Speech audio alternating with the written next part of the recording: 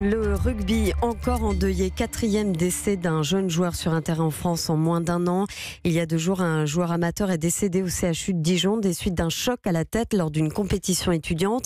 Un match qui n'était pas organisé par la Fédération française de rugby. Fin novembre, Nathan Soyeux, 23 ans, était retombé sur la tête après un plaquage. Il a été opéré à plusieurs reprises, mais son état s'est dégradé. Doit-on avoir peur de jouer au rugby?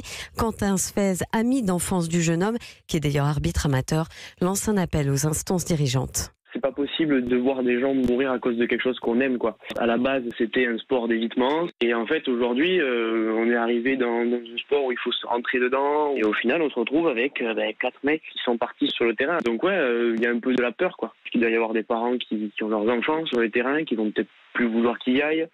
Le nombre de licenciés va chuter, on pourra nous dire tout ce qu'on veut, les statistiques, machin. Je pense que dans les têtes, ça va jouer. C'est terrible pour tout ça, quoi. Pour les impacts que ça a sur les familles qui perdent leur...